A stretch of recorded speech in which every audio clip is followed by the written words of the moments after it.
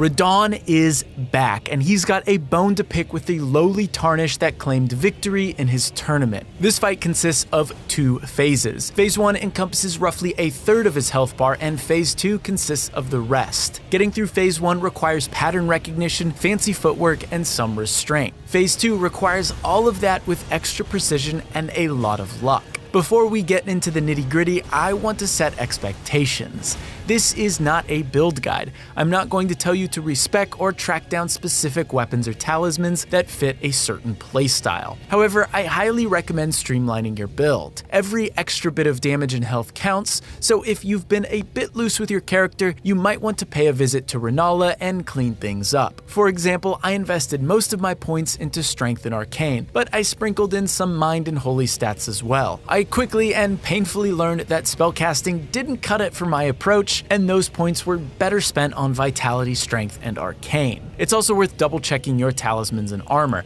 Like I said, every bit of damage and health counts, so make sure you're synergizing. I had enough endurance to medium roll with some heavy armor sets, so I picked out armor that would provide ample protection without compromising my agility. You might find that fast rolling works better for you, so be sure to try out different armor sets. Additionally, because I was leaning into Strength and Arcane, I decided to rock the new badass curved greatsword called the Putrescent Cleaver. Not sure if that was a better idea than my trusty Executioner sword, but I was steadfast on using this glorious greatsword. Luckily for me, Shadow of the Erdtree added a new talisman that increases the attack of two-handed weapons, so I kept this equipped, as well as other talismans that fit my playstyle. While you're at it, you should also grab the Golden Braid Talisman, as it gives you massive holy resistance. It can be found in the Shaman Village. If you don't know where that is, check out our Secret Areas video.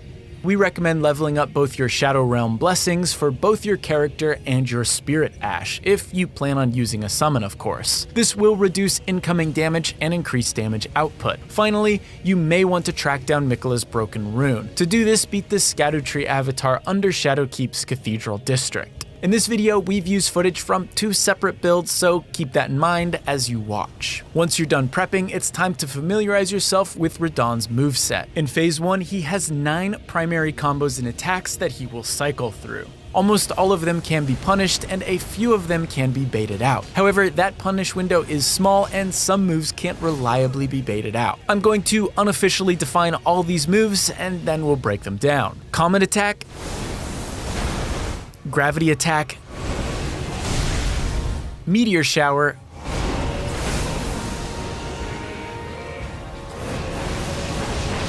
Flip Attack, Earthquake Combo,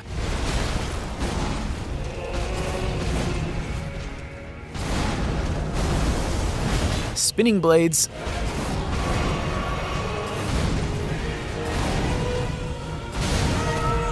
Slow Attack, Fire Blades, Right, Left, Center. I'd say 90% of the time, right when you enter the arena, RADAHN will use his Comet Attack, where he leaps in the air and hurls himself towards you. It does a lot of damage, but it's easy to dodge and punish. Roll when he reaches the apex of his jump and retaliate. Don't get too greedy though, because the second he gets back up, he will strike. The other 10% of the time, RADAHN will either do a flip attack or a gravity attack that will drag you in close to him. The flip attack is easy to dodge, but it can be tough to punish because sometimes he does that attack twice in a row. I recommend hitting him with a light attack or a roll attack after that first flip, that way you can dodge again if he decides to do a second. I would always expect a second attack, so don't overcommit to offense here.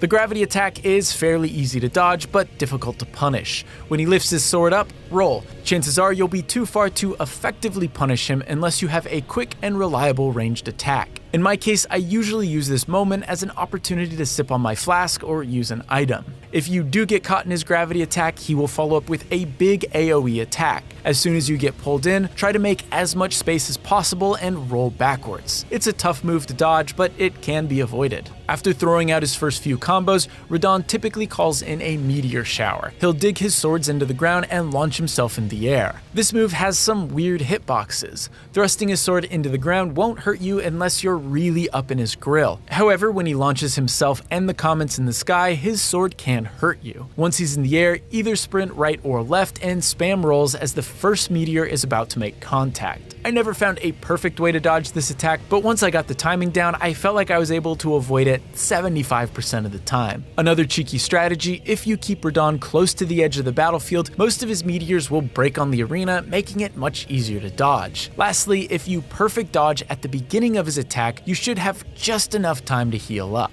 RADAHN doesn't waste a lot of time after his meteor attack. He'll either use his gravity attack or comet attack, so I don't recommend hitting your flask unless you know what he's going to do next. Most of the time he goes right into a gravity attack, which is a perfect opportunity to heal up and catch your breath. When you're up close and personal with RADAHN, he has a few tricks up his sleeve. The easiest to deal with is his Earthquake combo. He starts this with an Earthquake Stomp, follows it with a downward swing, and then 2 swings from right to left. The Earthquake Stomp needs to be dodged either to the right or left. If done correctly, you'll avoid his foot and the Earthquake. The downward attack can be avoided in any direction, and the double swing should be dodged to the right or left. If you're using medium roll and dodging to the right, you'll need to dodge early and spam the dodge button to successfully avoid both swings. This should put you on RADAHN's side for his final attack. For this, he swings both swords into the ground and creates a huge earthquake. Fortunately, if you've dodged properly, the earthquake and his swords won't hurt you and you can attack him. Just don't get too aggressive because after that earthquake fades,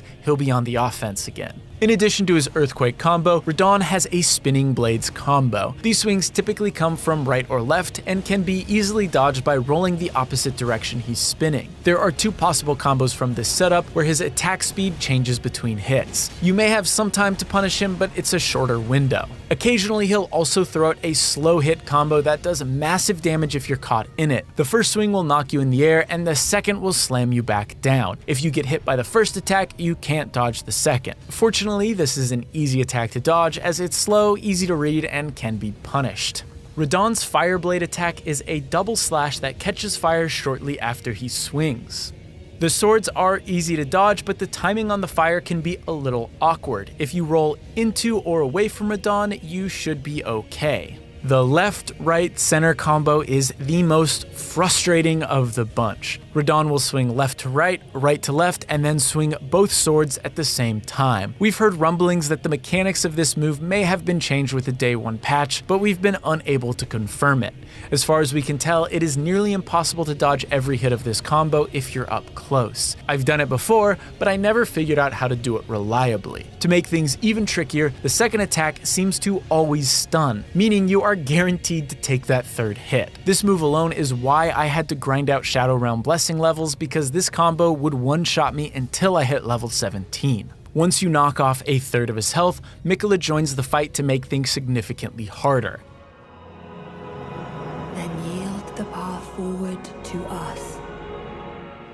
If you're using Summon Spirits, now's the time to call your Mimic. You could call it earlier, but I found the Mimic to be pretty instrumental in Phase 2, and when I did call it earlier, RADAHN would melt it in like 30 seconds. For the most part, RADAHN's moveset is the same. However, almost every attack and combo does AoE holy damage. These AoE attacks are slightly delayed and follow the same pattern as RADAHN's sword. For example, if RADAHN does one of his overhead swings, Miquella's attack will follow his sword a moment later. This means the direction you dodge is key. Vertical slices should be dodged left to right, while horizontal slashes require a bit more thought. It's also important to note that most of Miquella's holy attacks have a bit of range, meaning if you keep close to RADAHN, you might have an easier time avoiding Miquella's attacks. The most important remix move you need to prepare for is his Earthquake combo. You can dodge it in a similar fashion, but at the end he does another attack where he pulls up the ground. Way to beat and dodge it before you punish him. On top of RADAHN's remixed attacks, he also has a few new tricks up his sleeve.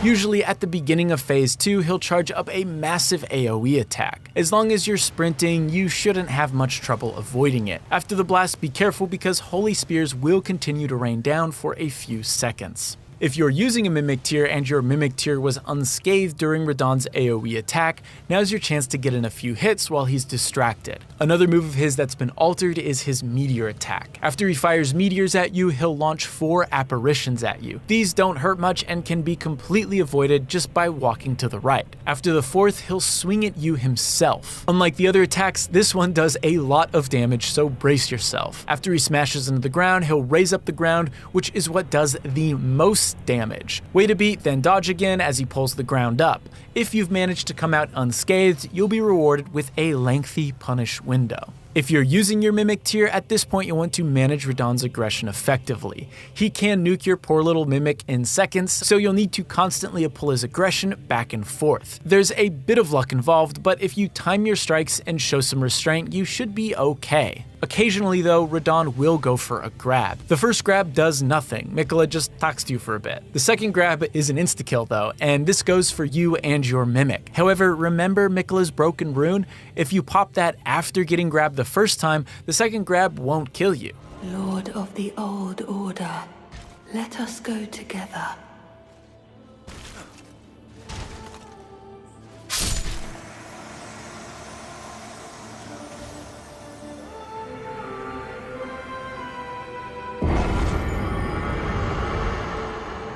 The best case scenario, Radahn grabs your Mimic. He's invulnerable for most of the animation, but as he sets down your Mimic, you can get in a ton of free hits. I recommend going for heavy attacks and jump strikes to hopefully trigger a stagger. The good news is that this grab is pretty easy to dodge. Once you get the timing down, you can get a few swings in before he goes for the grab. Just be ready for a follow-up attack. Radahn also has a dodge attack where he leaps across the battlefield and cuts through anything in his path.